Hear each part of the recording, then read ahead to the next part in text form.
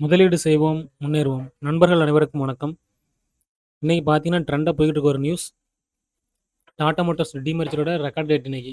அதனால பார்த்தீங்கன்னா, நேத்து வரைக்கும் ரூ. 660 ரூ. 670 ட்ரேட் ஆகிட்டு இருந்த டாடா மோட்டார்ஸ் ஷேர் பார்த்தீங்கன்னா, இன்னைக்கு காலையில கொஞ்ச நேரம் ட்ரேட் ஆகாம இருந்துச்சு. ஒரு 10 மணி வரைக்குமே ட்ரேட் ஆகாம தான் இருந்துச்சு.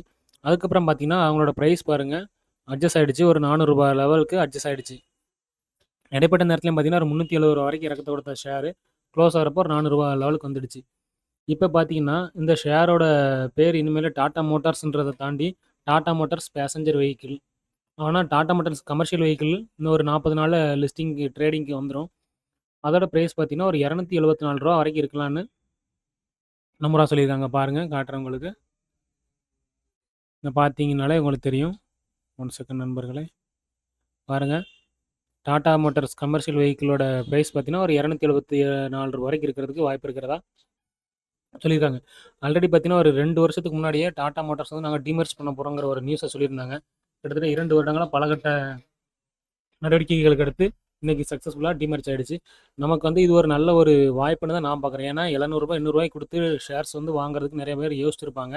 ஆனால் இப்போ ₹400ன்றப்ப சில நம்ம நண்பர்கள் வந்து கன்சிடர் பண்ணுறதுக்கு வாய்ப்பு இருக்குது. இது லாங் டேர்முக்கு கண்டிப்பாக இது வந்து ஒரு ஒர்த்தான ஷேராக தான் இருக்கும்னு நான் நினைக்கிறேன் நண்பர்களே. இது ஒரு 40% இன்னைக்கு நெகட்டிவில் காட்டுது. இதை வந்து யாரும் எதுவும் பெருசாக யோசிக்க வேண்டாம். இது வந்து கமர்ஷியல் வெஹிக்கிளாக டீமர்ஜ் ஆனதுனால அந்த ஒரு இதுதான்.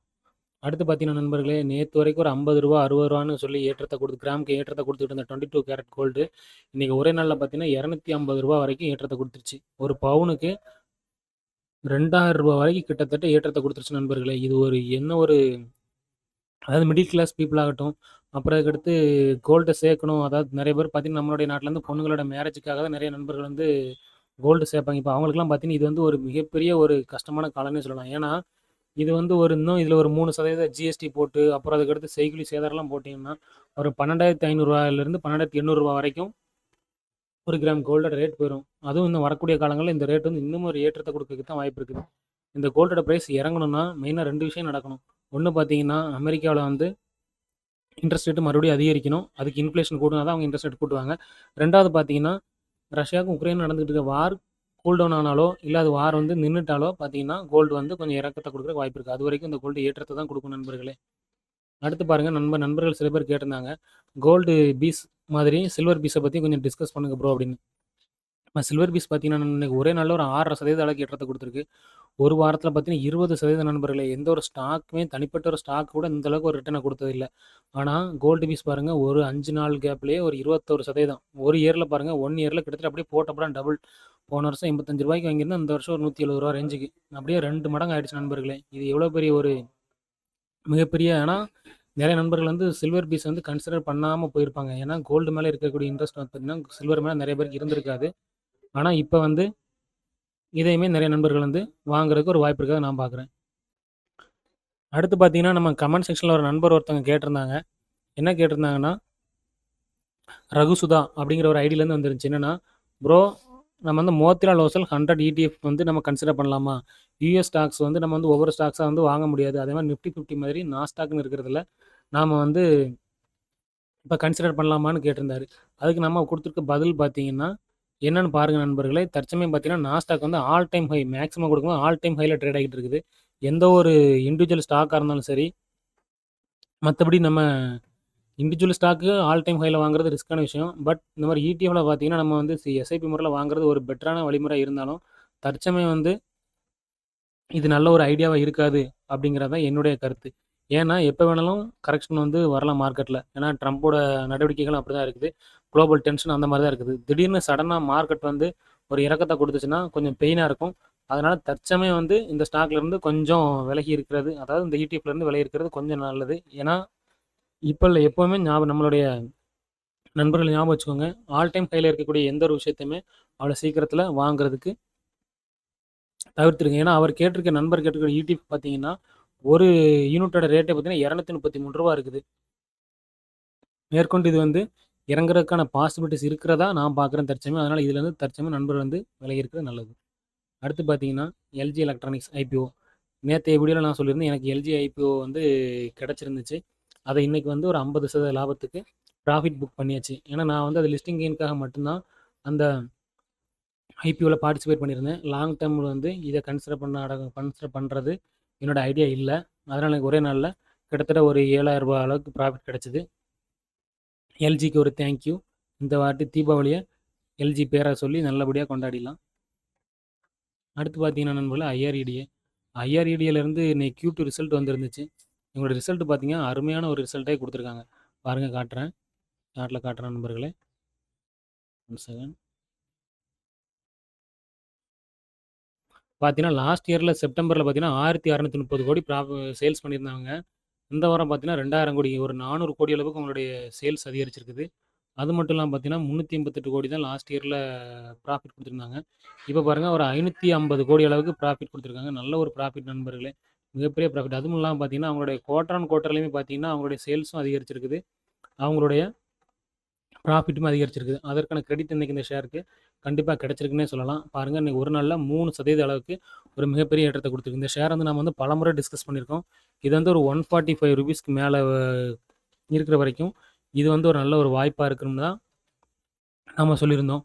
இப்போ இந்த ரிசல்ட் சூப்பராக வந்திருக்கக்கூடிய ஒரு காரணத்தினால மேற்கொண்டு இந்த ஷேர் வந்து அப்சைடு போக்குறதுக்கு மிகப்பெரிய வாய்ப்பு இருக்கிறதா தான் நான் பார்க்குறேன் நண்பர்களே. அது மட்டும் இல்லாமல் பார்த்தீங்கன்னா இவங்க ஒரு வருங்காலத்தில் நம்மளுடைய கண்ட்ரி வந்து அடிக்கடி நம்ம நிறைய வீடியோஸில் சொல்லியிருப்போம், நம்மளோட நாடு வந்து ரினியூவபிள் எனர்ஜியை நோக்கி தான் போய்கிட்டு இருக்குது. அதனால் அது கூட ரிலேட்டடாக இருக்கக்கூடிய ஸ்டாக்ஸ் எல்லாமே நல்ல ஒரு ஏற்றத்தை கொடுக்குறதுக்கு மிகப்பெரிய ஒரு வாய்ப்பு இருக்கிறதா தான் நான் பார்க்குறேன் நண்பர்களே. அடுத்து பார்த்தீங்கன்னா கொச்சின் ஷிப்யார்ட்லேருந்து ஒரு நியூஸ் வந்திருக்கு. என்னென்னா அவங்களுக்கு வந்து 2000 கோடி அளவுக்கான ஒரு ப்ராஜெக்ட் வந்து யூரோப்பியன் கிளைண்ட்லேருந்து அவங்க கிடச்சிருக்குங்கிறத ஒரு விஷயத்த சொல்லியிருக்காங்க. அது மட்டும் இல்லாமல் 2000 கோடி கொடுத்தால ஒரு மெகா ப்ராஜெக்ட்னு பார்த்தீங்கன்னா கொச்சின் ஷிப்யார்டை பொறுத்த வரைக்கும் அவங்களுக்கு வந்து 2000 crores மேலே வந்தாலே அது ஒரு மெகா ப்ராஜெக்டாக தான் நாங்கள் சொல்லுவோங்கிற விஷயத்த சொல்லியிருக்காங்க. இவங்க என்ன ஒரு ப்ராஜெக்ட் எங்களுக்கு கிடச்சிருக்கு பார்த்தீங்கன்னா, ஒரு 6 ஃபீடர் கண்டெய்னர் வெசல்ஸ் வந்து தயாரித்து கொடுக்கக்கூடிய ஒரு ப்ராஜெக்ட் வந்து கிடச்சிருக்கு.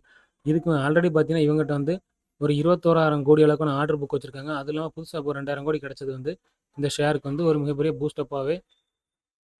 இருக்கும் நண்பர்களே. அடுத்து பார்த்தீங்கன்னா ஹெச்சிஎலோட ரிசல்ட் வந்துருச்சு. ஆல்ரெடி டிசிஎஸ்ஸே வந்துச்சு. இப்போ அண்ணனால் சாதிக்க முடியாது, தம்பி என்ன சாதிச்சிடுவார் அப்படிங்கிறத உண்மையாக்குற போல் டிசிஎஸ்ஸே பார்த்தீங்கன்னா ஃப்ளாட்டான ஒரு ரிசல்ட் தான் கொடுத்துருந்துச்சு. ஆனால் ஹெச்சிஎல் பார்த்தீங்கன்னா அதையும் விட கொஞ்சம் கம்மியான ஒரு ரிசல்ட் தான் கொடுத்துருக்கு நண்பர்களே. பாருங்கள், காட்டுறேன், ஸ்க்ரீனரில் பார்த்தீங்கன்னா தெளிவாகவே இதோட ரிசல்ட் கொடுத்துருக்காங்க. லாஸ்ட் இயரில் இந்த குவார்ட்டரில் பார்த்தீங்கன்னா 4237 கோடி வந்து ப்ராஃபிட் கொடுத்துருந்தாங்க.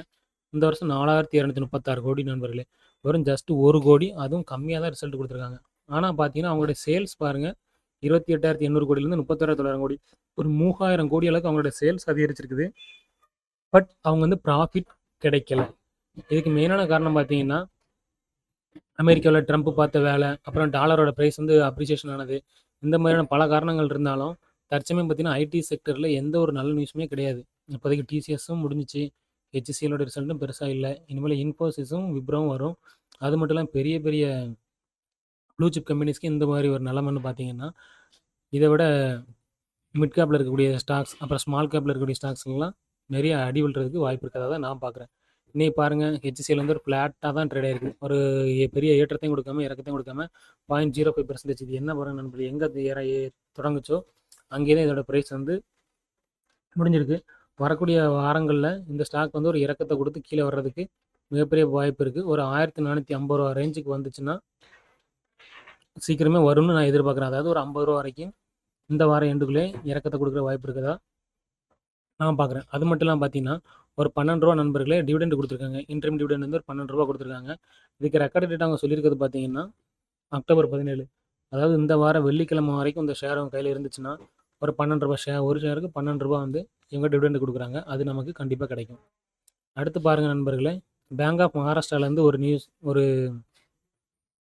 நியூஸ் வந்திருக்குது. என்னன்னு பார்த்தீங்கன்னா அவங்களோட ரிசல்ட் வந்து Q2 ரிசல்ட் வந்து நல்லாவே கொடுத்துருக்காங்க. பட் ஆனால் ஸ்க்ரீனரில் நான் செக் பண்ணி பார்க்குறப்ப இன்ன வரைக்கும் அது டீட்டெயிலான ரிசல்ட் வரல. அது டீட்டெயிலான ரிசல்ட் வந்ததுக்கடுத்து நாம் அதை வந்து கண்டிப்பாக டிஸ்கஸ் பண்ணுவோம். அடுத்து பார்த்தீங்கன்னா எல்ஜி ஐபிஓ மாதிரியே ரூபிகான் ரிசர்ச் ஐபிஓன்னு ஒன்று ஓப்பன் ஆகிருக்குது. இதனுடைய கிரே மார்க்கெட் ப்ரீமியம் பார்த்தீங்கன்னா தற்சமயம் வந்து ஒரு 24% அளவுக்கு இருக்குது. இது வியாழக்கிழமை லிஸ்ட் ஆகும் நண்பர்களே. நாளைக்கு பார்த்தீங்கன்னா 15ஆம் தேதி இதோட நமக்கு கிடைக்குமா கிடைக்காதாங்கிறது இன்றைக்கி நைட்டு நமக்கு தெரிஞ்சிடும். அதாவது 14ஆம் தேதி மிட் நைட்டில் 15ஆம் தேதி மார்னிங் நமக்கு தெரிஞ்சிடும். 16ஆம் தேதி லிஸ்ட் ஆகும்போது இப்படி நமக்கு இப்போதைக்கு 24% ஒரு 30% அளவுக்கு லாபத்தை கொடுக்கறதுக்கு மிகப்பெரிய வாய்ப்பு இருக்கிறதா தான் நான் பார்க்குறேன். அடுத்து பார்த்தீங்கன்னா, தீபாவளி வருஷம் தீபாவளிக்கு முகூர்த்த ட்ரேடிங் நடக்கும். அதே மாதிரி இந்த தீபாவளிக்கும் ஒரு 8 ஸ்டாக்ஸ் வந்து பை பண்ணலான்னு ஐசிஐசிஐ டைரக்ட் வந்து ரெக்கமெண்ட் பண்ணியிருக்காங்க. அதில் பார்த்தீங்கன்னா, ஃபஸ்ட்டு பார்த்தீங்கன்னா, நம்ம எல்லாருக்குமே ரொம்ப தெரிஞ்ச ஒரு ஸ்டாக் ஹெச்டிஎஃப்சி. தற்சமயம் பார்த்தீங்கன்னா, ஒரு 970 ரேஞ்சில் ட்ரேட் ஆகிட்டு இருக்க இந்த ஸ்டாக் பார்த்தீங்கன்னா, ஒரு 1150 வரைக்கும் போகிறதுக்கு வாய்ப்பு இருக்கிறதா ஐசிஐசிஐ சொல்லியிருக்காங்க. அடுத்து கிரெடிட் ஆக்சஸ், கிராமின் அது நமக்கு ஐடியா இல்லை. அடுத்து லார்சன் டூப்ரோ பார்த்தீங்கன்னா, இவங்களுமே நிறைய ப்ராஜெக்ட் வந்து இடையில ரீசெண்ட் டேஸில் வந்து வின் பண்ணியிருக்காங்க. அதுவுமே வரக்கூடிய காலங்களில் இவங்களோட ஷேர் ப்ரைஸை ஏற்றத்தை கொடுக்குறதுக்கு ஒரு வாய்ப்பு இருக்குது. அடுத்து ஏஐ இன்ஜினியரிங் நோ ஐடியா. அடுத்து அலைட் பிளாண்டர்ஸ் அண்ட் டிஸ்டிலரிஸ் இதுவும் நோ ஐடியா. அடுத்து கெய்ன்ஸ் டெக்னாலஜி பார்த்தீங்கன்னா வந்து செமிகண்டக்டரில் இருக்கக்கூடிய ஒரு இந்தியன் கம்பெனி. ஒரு வரக்கூடிய காலத்தில் செமிகண்டக்டர் வந்து ஒரு நல்ல செமிகண்டக்டர் ரிலேட்டட் ஸ்டாக்ஸ் வந்து நல்ல ஒரு ஏற்றத்தை கொடுக்குன்னு நான் எதிர்பார்க்குறேன். அடுத்து டேட்டா பேட்டர்ன்ஸ், இவங்க டிஃபென்ஸ் ரிலேட்டட் இருக்கக்கூடிய ஸ்டாக்ஸ். இதுவுமே மேபி அவங்க கன்சிடர் பண்ணக்கூடிய ரேஞ்சில் இருந்துச்சுன்னா நீங்கள் கன்சிடர் பண்ணுறதை பற்றி முடிவெடுத்துக்கலாம். அடுத்து கிரீன்லேண்ட் இண்டஸ்ட்ரீஸ், அதில் நோ ஐடியா. அடுத்து பார்த்தீங்கன்னா நண்பர்களே, ஒரு முக்கியமான ஒரு நியூஸு என்னென்னு பார்த்தீங்கன்னா, நம்மளுடைய பிரதமர் மோடி அவர்களும் கூகுளோட சுந்தர் பிச்சை சிஇஓவும் ஒரு விசாகப்பட்டினம், அதாவது ஆந்திராவில் விசாகப்பட்டினத்தில் ஒரு 15 பில்லியன், அதாவது கிட்டத்தட்ட பார்த்தீங்கன்னா ஒரு 1.25 லட்சம் கோடி அளவுக்கான ஒரு ஏஐ சென்டர் வந்து கிரியேட் பண்ண போகிறதா ஒரு அக்ரிமெண்ட் போட்டிருக்காங்க. இது வரக்கூடிய காலம் இதோட வேலைகள் ஆரம்பித்து அந்த மாநிலத்துக்கு ஒரு ஏஐ ரிலேட்டடாக அவங்களுக்கு வந்து ஒரு ப்ராஃபிட் பெனிஃபிட்டும் கிடைக்கும். அது மட்டும் இல்லாமல் பார்த்தீங்கன்னா, அந்த ஸ்டேட்டில் இருக்கக்கூடிய வேலை வாய்ப்புகளும் கிடைக்கும். அது மட்டும் இல்லாமல் பார்த்தீங்கன்னா, வருங்காலம் வந்து எப்போவுமே ஏஐ நோக்கி போக ஆரம்பிச்சிடுச்சு. இது நமக்கு என்விடியா ஸ்டாக்லேயே தெரியும். ஏன்னா, இந்த என்விடியா ஸ்டாக் வந்து ஏஐக்கு சிப் ரெடி பண்ணக்கூடிய கம்பெனியே பார்த்தீங்கன்னா, ஒரு 5 ட்ரில்லியன் அளவுக்கான மார்க்கெட் கேப் மேலே போய்கிட்டு இருக்குது. அப்படிங்கும்போது ஏஐ ரிலேட்டடாக நம்ம இந்தியாவும் கூடிய சீக்கிரத்தில் ஒரு மிகப்பெரிய இடத்தை அடையுங்கிறதுல ஒரு மாற்று கருத்தே இல்லை. அப்புறம் நண்பர்களே, நம்ம வீடியோ பிடிச்சிருந்துச்சுன்னா வீடியோக்கு லைக் பண்ணுங்கள், கமெண்ட் பண்ணுங்கள், ஷேர் பண்ணுங்கள். மறக்காமல் நம்ம சேனலை சப்ஸ்கிரைப் பண்ணிவிடுங்க. சப்ஸ்கிரைப் பண்ணிட்டு அப்படியே பெல் ஐக்கானை தட்டி ஆளுங்கிறத கிளிக் பண்ணிடுங்க. அப்போ தான் நான் போடுற வீடியோஸ்லாம் உடனுக்குடன் உங்களுக்கு கிடைக்கும். முதலீடு செய்வோம், நிச்சயமாக நாம் முன்னேறுவோம் நண்பர்களே.